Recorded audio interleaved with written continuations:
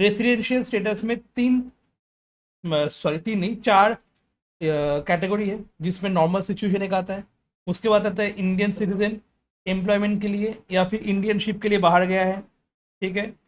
Indian citizen या फिर person of Indian origin, India में घूमने आया है, उसका इनकम इंडिया में आके 15 लाख से ज़्यादा हो गया, और डीम्ड रेसिडेंट, ठीक है। ये चार कंसेप्ट होता है तुम्हारा रेसिडेंशियल स्टेटस में, बेसिक कंसेप्ट।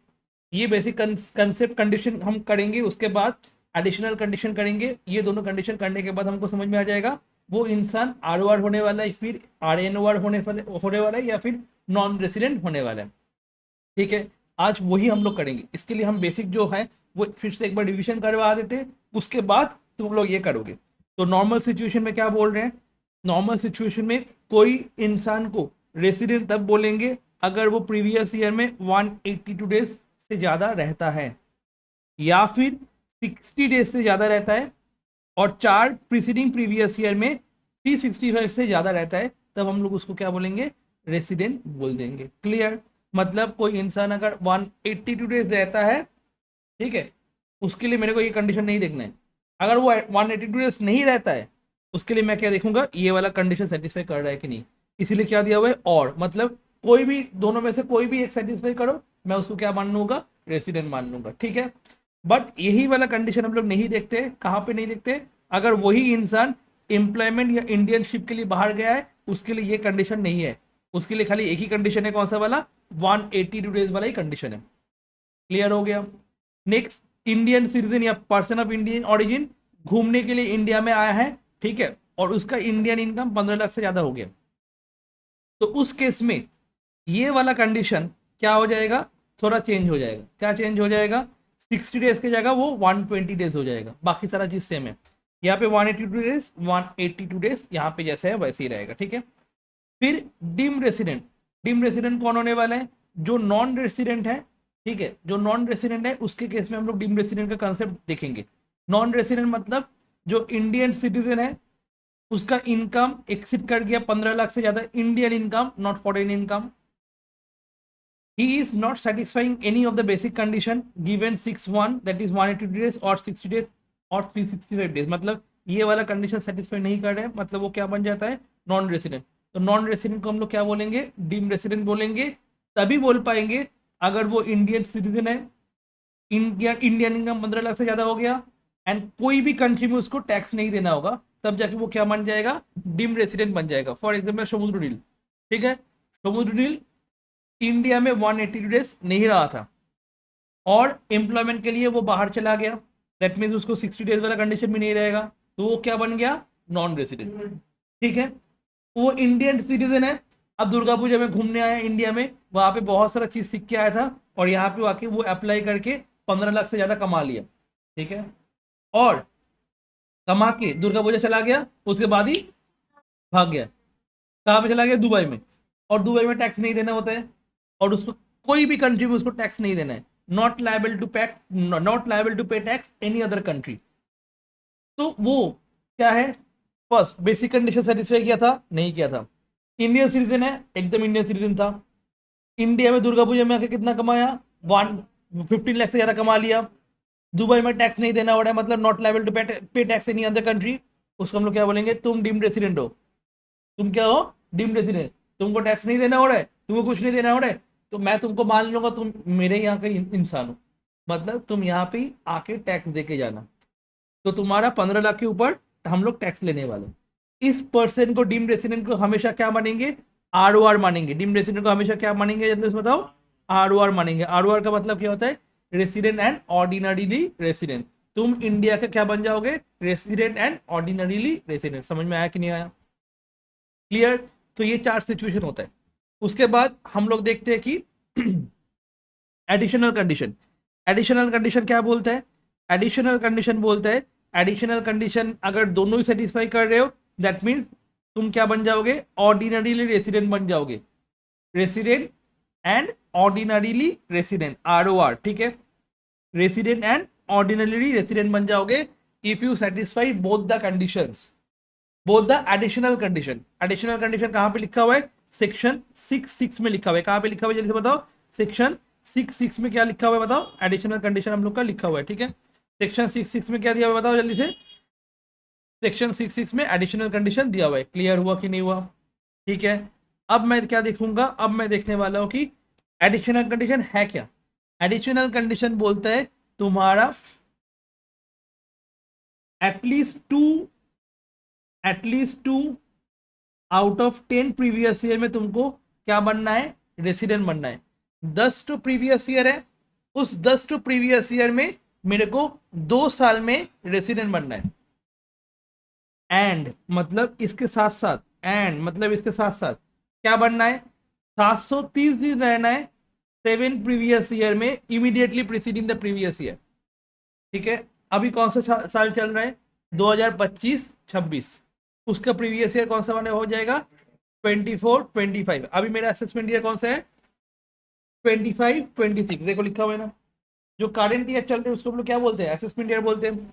तो प्रीवियस ईयर क्या हो जाएगा, 24-25। दैट मीन्स 24-25 को छोड़ के बाकी जो 7 साल है, बाकी जो 10 साल है, उसमें तुमको कितना दिन रहना होगा, 730 डेज, 7 साल में रहना होगा। और 10 साल में से 2 साल में प्रीवियस ईयर में उसको रेसिडेंट बनना होगा। ये कंडीशन किसके लिए देखने वाले हैं, अगर वो रेसिडेंट बनता है तब देखेंगे।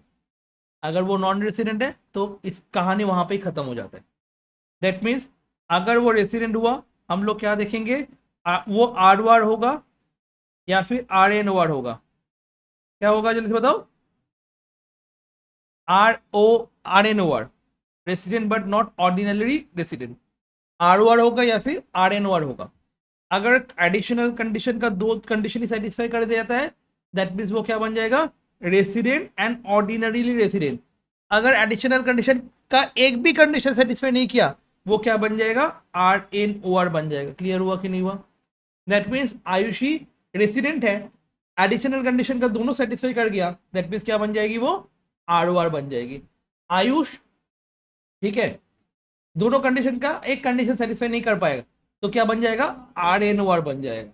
ठीक है, और आर्यन बेसिक कंडीशन सेटिस्फाई नहीं किया, मतलब क्या बन जाएगा, non resident. Non resident basic condition satisfy किया नहीं किया मतलब नॉन रेसिडेंट, वो नॉन रेसिडेंट हो गया। और वो घूमने नहीं आया था दुर्गा पूजा में, 15 लाख इनकम भी नहीं किया, तो इसलिए उसको हम लोग टैक्स नहीं लेंगे उससे। बट तुम है क्या, नॉन रेसिडेंट, बट तुम डिम रेसिडेंट हो गए। कैसे, तुम 15 लाख की इनकम किए थे ना दुर्गा पूजा में, हो गया तुम डिम रेसिडेंट। और डिम रेसिडेंट इक्वल्स टू क्या हो जाएगा, deemed resident equals to RNOR हो जाएगा। डिम रेसिडेंट क्या हो जाएगा, ठीक है, तो सर डिम रेसिडेंट ROR हो जाएगा। ठीक है,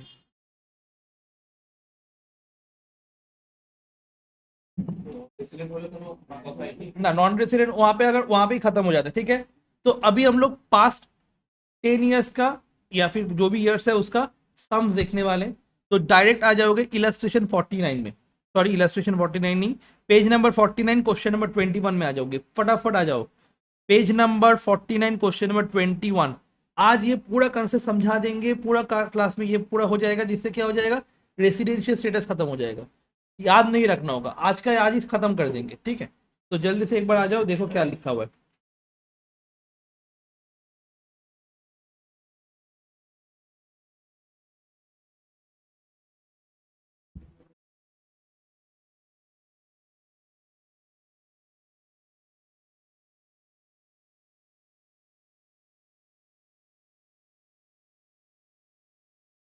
मुस्कान पूछेगा, चले बैठ के जा पाए ना।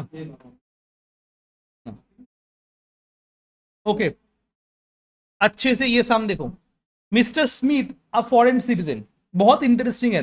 तुम देखो क्या, क्या करोगे, एंजॉय करोगे इस चीज को देख के।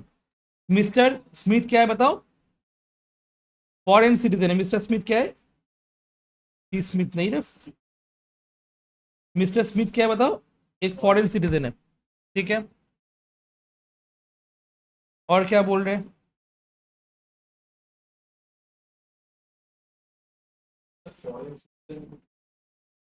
इंडियन सिटीजन में, विदेशी, foreigner, Russian, Russian Russian. Okay, he visit in India, visit he visit, oh sorry, Russian लड़का बेटा, he visits India every year in the month of April for 100 days। अप्रैल में आता है, हर महीने हर साल में एक अप्रैल में आता है, 100 दिन रह के चले जाते हैं। ठीक है। Find out the residential status of mister Smith for the assessment year 25-26। रुक जाओ, एक एक करके देखेंगे हम। अच्छा, एक मूवी है दृश्यम, देखे हो? दृश्यम, दृश्यम 1 और 2 में जो लड़की थी, जो अजय देवगन की बीवी थी, हाँ, उसका एक्चुअल हस्बैंड रशियन है। ठीक है, कपिल शर्मा का शो में आके बोला है। ठीक है, तो उसके बात हो रहा है मिस्टर स्मिथ। तो अब पहले तो मैं एक चीज देखता हूँ कि रेसिडेंट होगा या नॉन रेसिडेंट होगा, आर वन होगा, आर एन ओ होगा, पर इसको प्रेजेंट कैसे करना होगा वो तो दिखना होगा। अगर मैं देखूँ पूरा 100 दिन, उसको 100 दिन है, ठीक है, 100 दिन है। बेसिक कंडीशन क्या बोलता है? गलत चीज बोल लिख लिए। ठीक है,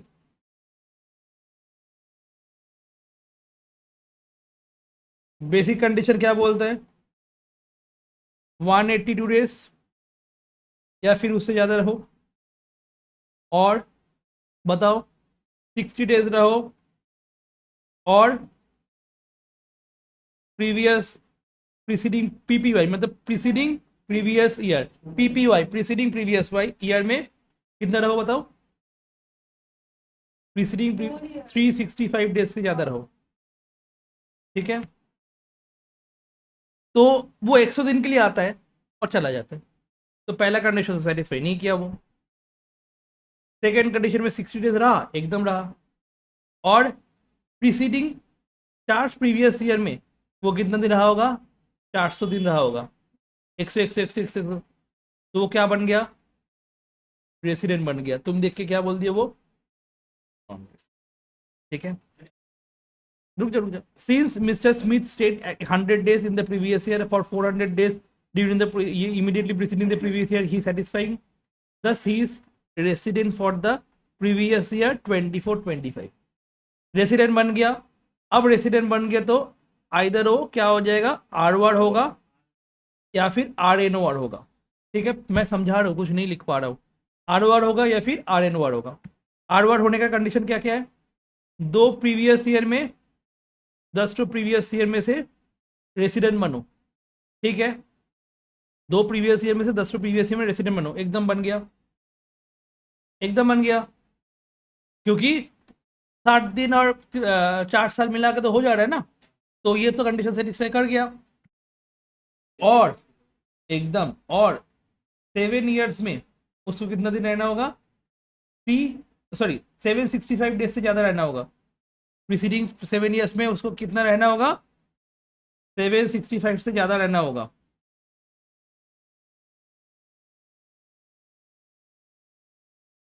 सेवन 65 या 730 डेज?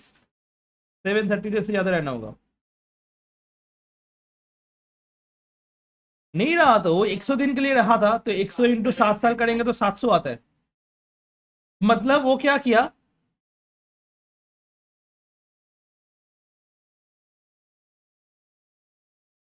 वो क्या किया, ये वाला कंडीशन सेटिस्फाई नहीं कर पाया, तो उसको मैं उठा के कहाँ पे फेंक दूंगा? आर एन वार में। तुम क्या बन जाओगे? आर एन वार बन जाओगे। तो ये वाला इंसान क्या बनेगा? आर एन वार बनेगा। क्या बनेगा बताओ? आर एन वार। तो ये मेरे को देखना होगा, करना होगा, अच्छे से लिख के आना होगा। अगर तुम यही लिख के आ जाओगे, since Mister Smith stayed 100 days during the previous year for 400 days, ये immediately previous year, hence he is satisfying the resident in previous year. Further, he reside only for 700 days during the previous year, 7 immediately previous year. ठीक है, hence he does not satisfy one of the one of the additional condition, thus he is a resident but not ordinarily resident। ये 5 number का answer नहीं हो सकता है। ठीक है, इस चैप्टर से 5 नंबर का क्वेश्चन आने वाला है। प्रीवियस चैप्टर से कितना नंबर का क्वेश्चन आने वाला है? 5 नंबर। ये वाला चैप्टर, हाँ, प्रीवियस का चैप्टर जो है उससे कितना नंबर का क्वेश्चन आएगा? 5 नंबर का क्वेश्चन आने वाला है। ठीक है, पूरा थ्योरी आने वाला है। उसके बाद रेसिडेंशियल स्टेटस से कितने नंबर का थ्योरी आने सम्स आने वाला है, 5 मार्क्स का सम्स आने वाला है। और उसके बाद इनकम फ्रॉम ये उससे 5 नंबर का सम्स आने वाला है, तो मैं ये डिस्कस कर दूंगा एक बार, ठीक है। तो वो क्या बन जाएगा, आर एन वर्ड बन जाएगा, बट मेरे को तो ऐसे नहीं दिखाना है, मेरे को फिर क्या करना होगा, मेरे को लिख के दिखाना होगा कि कैसे करके वो हम लोग आंसर को प्रेजेंट करेंगे, पहले पहले कैसे करके हम लोग आंसर को प्रेजेंट करेंगे, मैं वो लिखने वाला हूँ, ठीक है। कौन सा टेबल, ठीक है। तो मैं कैसे करके आंसर प्रेजेंट करूंगा, देखो ये हुआ मेरा बेसिक अंडरस्टैंडिंग कि क्या क्या हुआ था, ये समझने के लिए मैं क्या था। बट एग्जाम में जब करूँ लिखना होगा तो कैसे लिखना होगा अच्छे से देखो। पहले हम लोग लिखेंगे प्रोविजंस,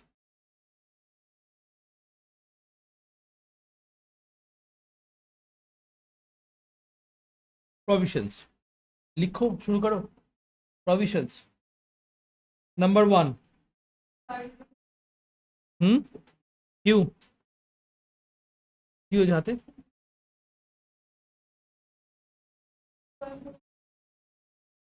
ओ वो ठीक है ठीक है, basic condition.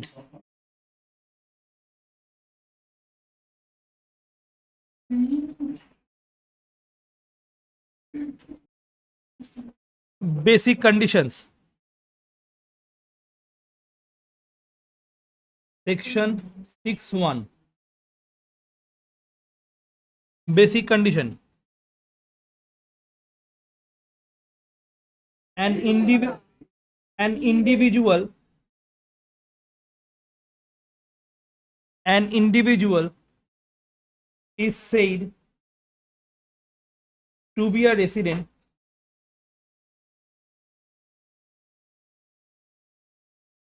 in India if he satisfies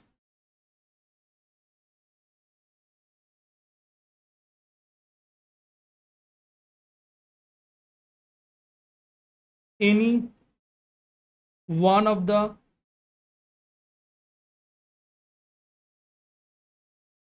following conditions। एकदम number 1, number 1, he is in India in the previous year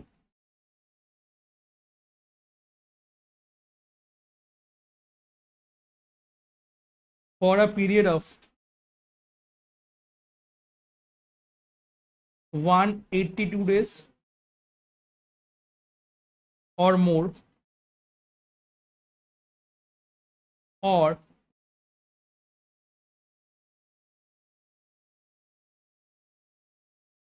he is in India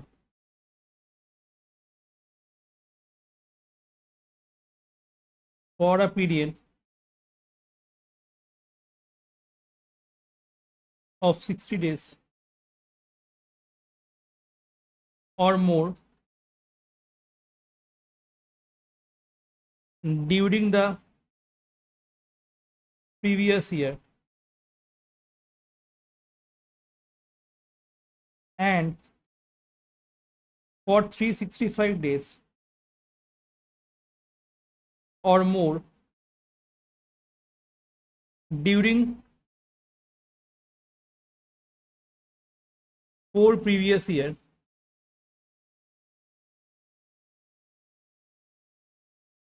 immediately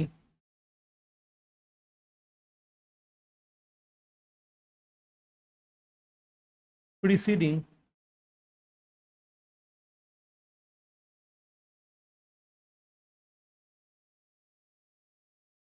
the relevant previous year।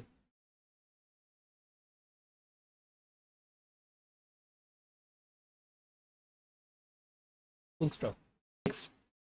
अच्छा, बेसिक कंडीशन लिख लिए, उसके बाद नंबर 2 लिखना additional condition.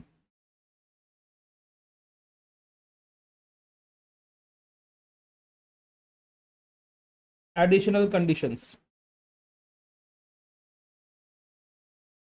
ठीक है, additional condition.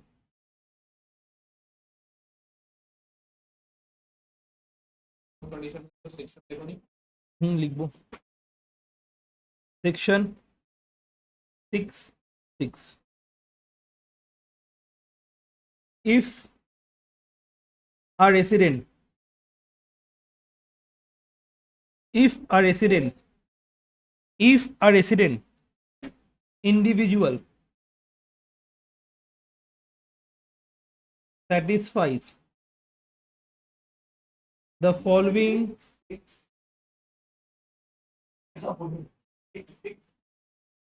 two additional conditions, following two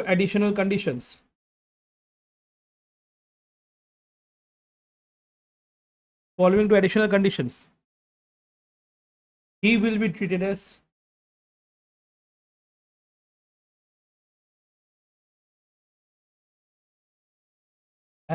resident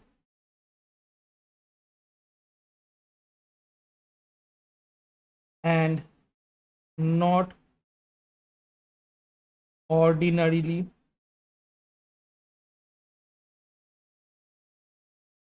resident in India. Condition क्या क्या है? ए, he has been in India resident and ordinarily resident, sorry, resident and ordinarily resident in India. He has been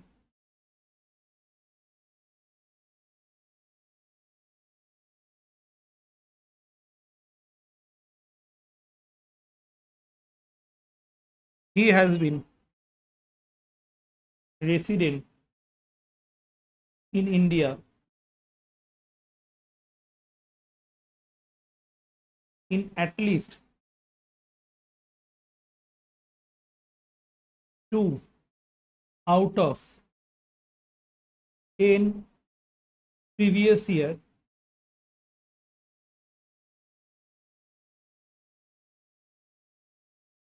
immediately preceding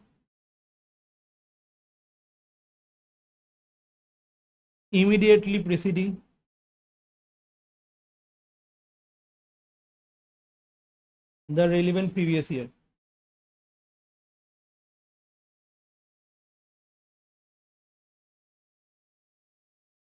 And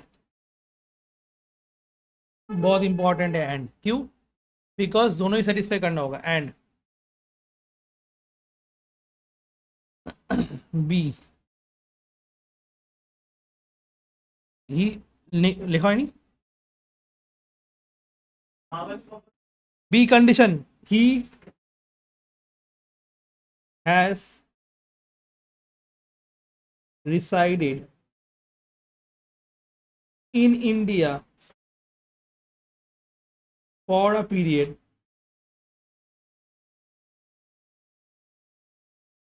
of 730 days or more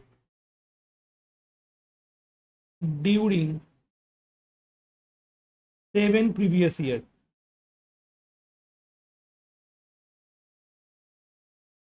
Immediately preceding the relevant previous year.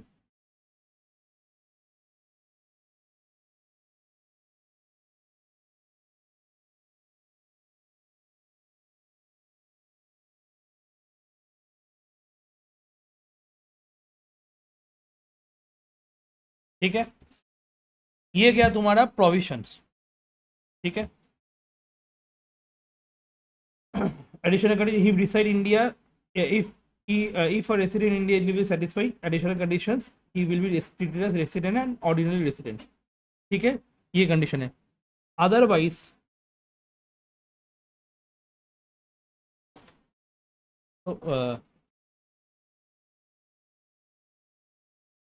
if a resident individual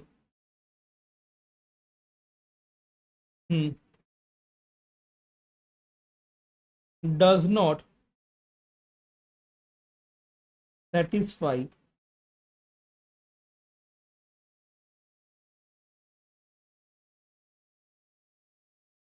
both the additional condition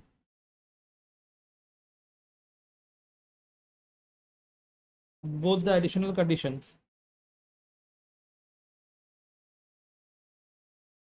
comma,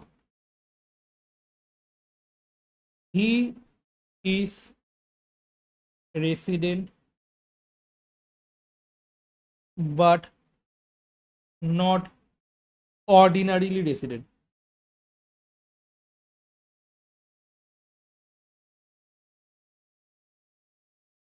In India. Full stop. ठीक है, ये हुआ तुम्हारा provision इतना तक। अब observation,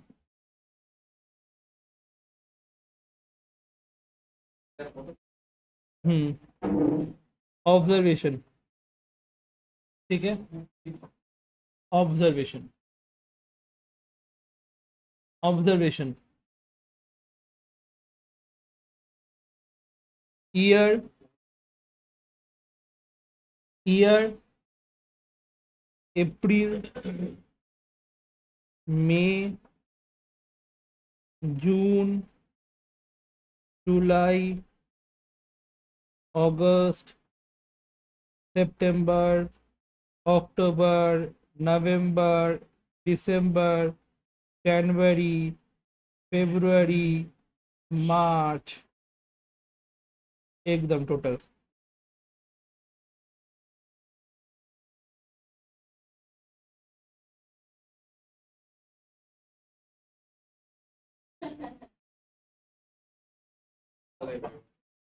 okay, year कौन सा होगा?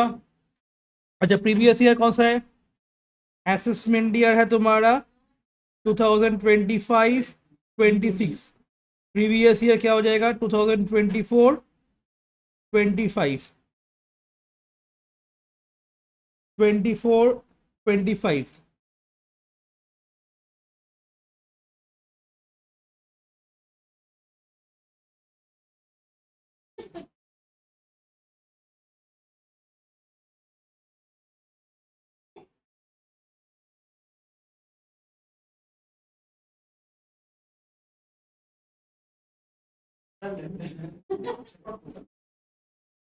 ओके,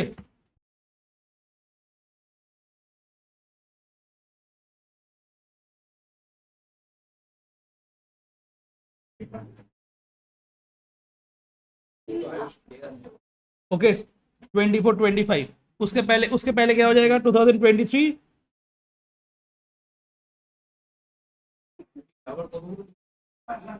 24 আগে কত হবে? 23, তারপরে 22, 21, 20, 19, 18, 17, 16, 15 and 14 एकदम।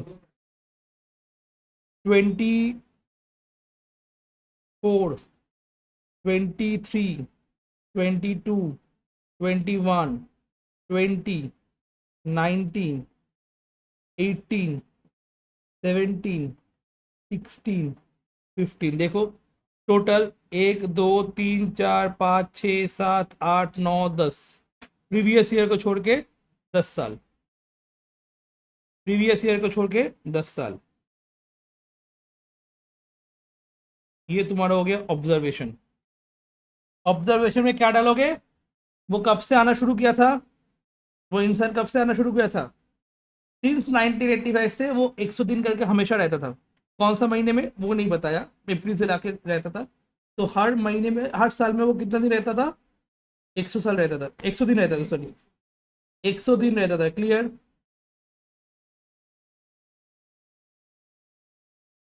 एक दो तीन चार पाँच छः सात आठ 9 10 11, ठीक है, आराम से लिख लो। सब में क्या था? 100 डेज था, बाकी अंदर में कुछ नहीं था। ये अंदर वाला क्यों बना है पता है? अगर ऐसा बोलता है अप्रैल में 20 दिन था, मई में 30 दिन था, जून में इतना दिन था, जुलाई में फिर नहीं था, अगस्त में फिर नहीं था, फिर से वो वापस आ गया, उसमें तुम 30 दिन था, उसमें तुमको कंफ्यूजन रहता। तो वो कैलकुलेशन फिर करके तुम यहाँ पे टोटल करके यहाँ पे बैठाते। समझ में आया कि नहीं आया? इसके लिए कैलकुलेशन पहला वाला सम दिखा रहे हैं, जिससे क्या हो जाएगा, पूरा सम समझ में आ जाएगा, ऐसे करके प्रेजेंट करना। अब कंक्लूजन देना है, खत्म।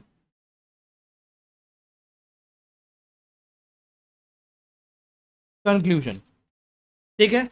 कंक्लूजन क्या देना है, कंक्लूजन क्या देना है, हम लोग देखें क्या कंक्लूजन में क्या देना है, बताओ जल्दी से, कंक्लूजन में क्या देना है।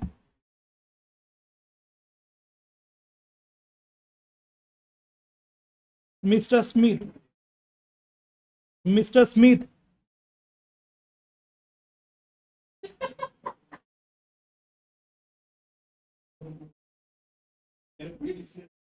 satisfied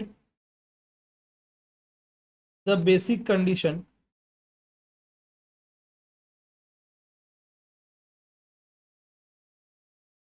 comma he is resident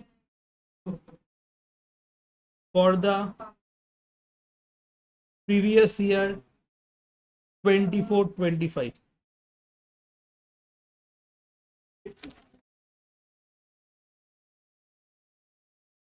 but he does not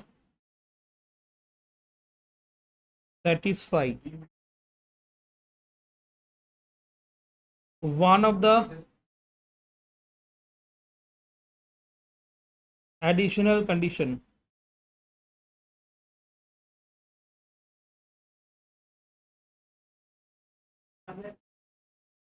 अच्छा पता नहीं, additional conditions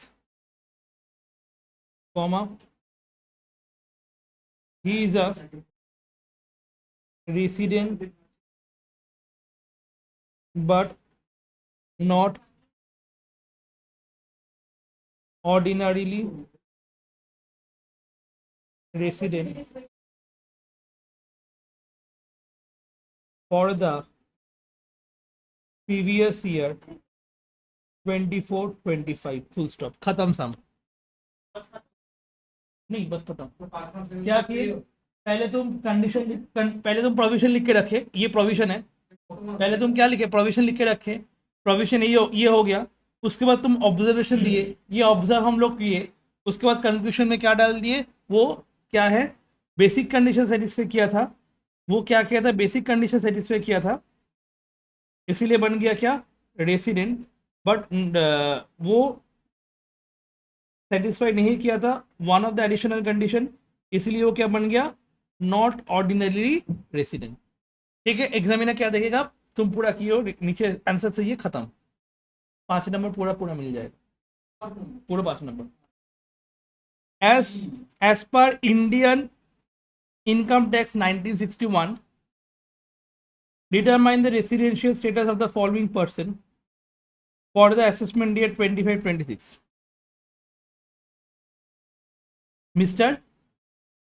Baum. Baum. Brown कहाँ पे, Mister Baum, Mister Baum, L silent है। केम टू इंडिया, अरे सुनना, came to India from England, अरे भाई अंग्रेज है, came to India from England 30 June 2018 को, कब आया था बताओ, 30 जून 18 को आया था, तो 30 जून 18 कौन सा ईयर में फॉल करता है, 18-19 या 17-18, 18-19, तो 2018-19 में उसका प्लेन लैंड किया, लैंड, तो उस दिन में 30 जून को वो आके पहुंच गया इंडिया में, एक दिन काउंट हो जाएगा, तो 30 जून में एक दिन रहे, जून में कितने दिन रहा, फिर वो एक दिन रहा, देखो जून में कितने दिन रहा, एक दिन रहा, ठीक है। After staying for 3 years in India, after staying 3 years in India, कितना साल इंडिया में था वो, 3 साल, मतलब जून में आया था, उसके बाद जुलाई रहा, अगस्त रहा, सितंबर रहा, अक्टूबर रहा, नवंबर रहा, दिसंबर रहा, जनवरी रहा, फरवरी रहा, मार्च में रहा, मतलब टोटल 275 डेज रहा था वहां पे। उसके बाद कितना साल रहा था वो, लगातार 3 साल, मतलब 1 साल तो यहाँ पे हो गया, सेकेंड साल यहाँ पे, थर्ड साल यहाँ पे, जब पूरा साल रहा तो इस बीच में ये सब देखने का जरूरत नहीं है, हम लोग डायरेक्ट 365 लिख के छोड़ देंगे। Next, he went to Germany on 1 July 2021, तो 1 जुलाई 21 कौन सा ईयर का पार्ट हुआ? 2021 या 21-22? 21-22 कब उड़ के चला गया? 1 जुलाई को। मतलब जुलाई तक वो रहा था और जुलाई में एक दिन रहा था, 21 में था। तो 21-22 में जुलाई में कितना दिन था बताओ जल्दी से? एक दिन था। হ্যাঁ যেই দিনে গেল সেদিন काउंट হবে। इंडिया के जमीन पे था ना, वो काउंट हो जाएगा। जमीन में उतर गया, इंडिया में काउंट हो जाएगा। पहली बार निकला तो अप्रैल मई जून, 3 महीने तो रहा। अप्रैल रहा, मई रहा, जून रहा, तो 90 डेज था। क्लियर? और देखते हैं कि वो ऑब्जर्वेशन वाला समझ में आया बनाए, नहीं तो डेट में इतना कंफ्यूज होते दिमाग खराब हो जाता। ऑन 1 अप्रैल 22 फिर से वापस आ गया, मतलब 22-23 में फिर से वापस आ गया। He came back to India and stayed in India up to 31 July 2023। 31 जुलाई 23 तक रहा था। मतलब अप्रैल तुम्हारा 1 अप्रैल 22 से 31 मार्च 23, मतलब 22-23 में पूरा साल रहा था। उसके बाद 23 में कब चला गया? 31 जुलाई को।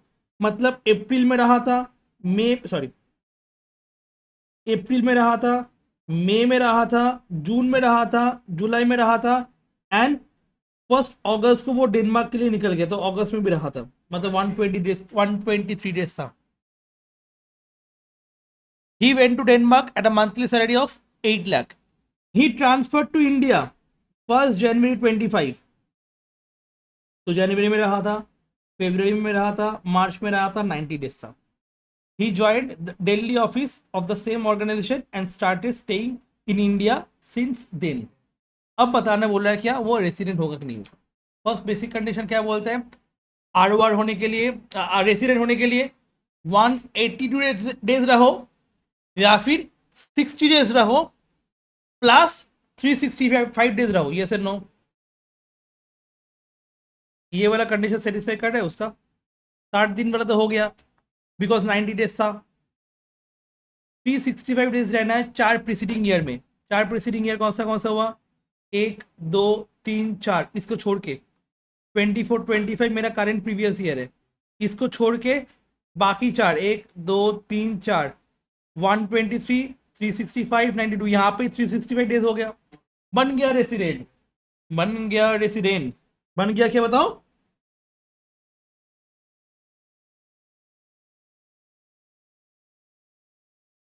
क्या बन गया बताओ जल्दी से? रेसिडेंट बन गया,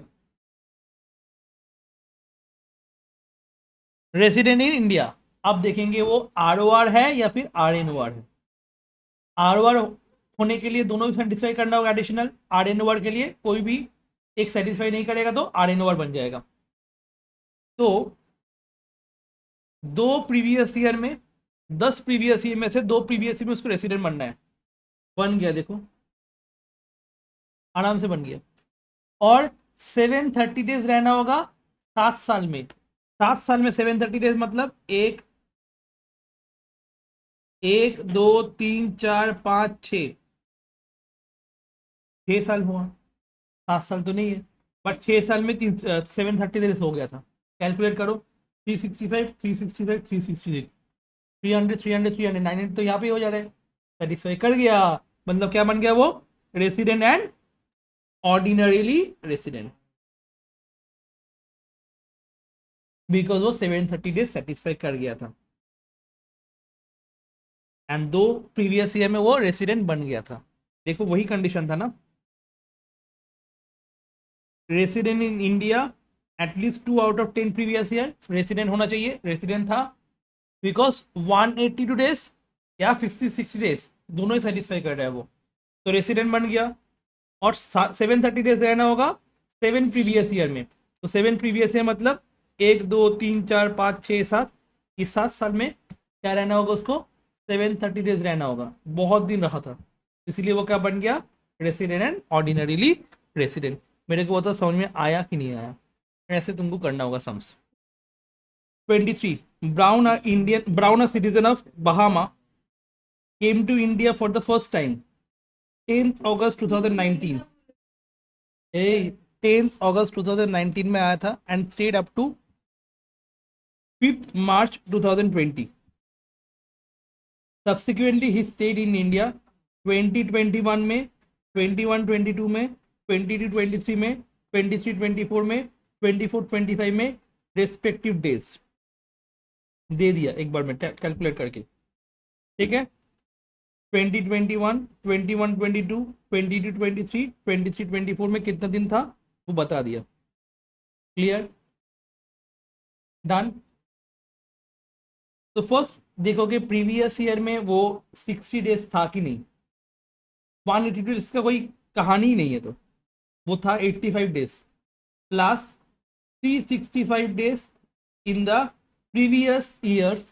4 प्रीवियस ईयर, 4 प्रीवियस ईयर में कितना दिन रहना होगा उसको. प्रीसीडिंग 4 प्रीवियस ईयर में कितना दिन रहना होगा बताओ जल्दी से. 365 डेज रहना होगा. कैलकुलेट करके कितना मिल रहा है बताओ. 415 दिन रहा था ना.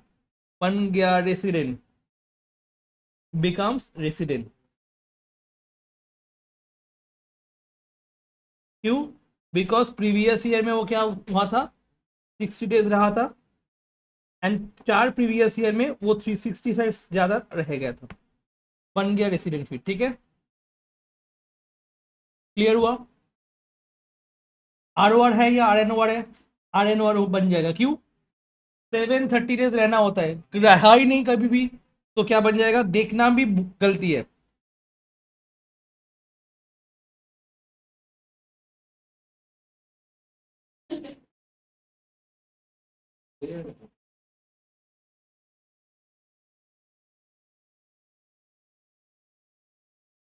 ठीक है, उसके बाद क्या बोल रहे हैं, ये समझ में आर एन, ये वाला समझ में आया. Resident but not ordinary resident, समझ में आया. Next, during the previous year 24-25 he earned income 250,000 from a business in Bahama which is controlled from India. Discuss the tax liability of such income in India. That means residential status इसीलिए देखा जाता है उसका income India में taxable होगा कि नहीं होगा उसके लिए. तो मैं देखा कि वो रेसिडेंट है बट नॉट ऑर्डिनरी रेसिडेंट है. तो आर एन ओ आर के केस में अगर वो इनकम कहीं पे भी करे बट उसका बिजनेस अगर कंट्रोल इंडिया से हो रहा है, वो क्या हो जाएगा, आर ओ आर के लिए भी टैक्सेबल हो जाएगा, आर एन ओ आर के लिए भी टैक्सेबल हो जाएगा in the previous year. That's why क्या हो जाएगा, आर एन ओ आर के लिए उसको टैक्सेबल हो जाएगा. देखो, hence such business income shall be taxable in India. Clear हुआ. ये होता है इंसिडेंस ऑफ टैक्स. ये कौन सा पार्ट में आता है, इंसिडेंस ऑफ टैक्स. तो ये हुआ तुम्हारा 23 वाला क्वेश्चन जहां पे हम लोग कैलकुलेट क्या किए, रेसिडेंट होगा या नॉन रेसिडेंट होगा. ऐसा ऐसा कौन सा सम तुम लोग को करना होगा. 26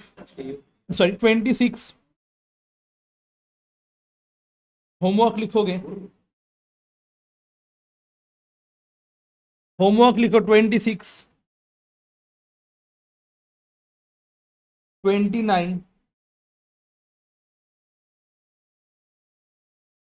31, 26, 29, 31, 96, 31, सॉरी 96 तो है ही नहीं, 33, 31, 33, 26 কি কি বললাম এই ফালতু না বকে দেখ না কি কি বললাম. তাহলে কোন কোন সামগুলো করতে হবে এই কনসেপ্টের জন্য. হুম,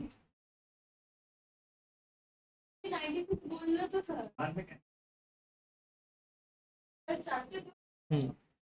तो एक बार पेज नंबर 27 में आ जाओ. Determine the residential status. वहां पे लिख के रखो कौन सा सम्स तुम लोग को करना होगा इसको समझने के लिए. क्वेश्चन नंबर 21 करना होगा,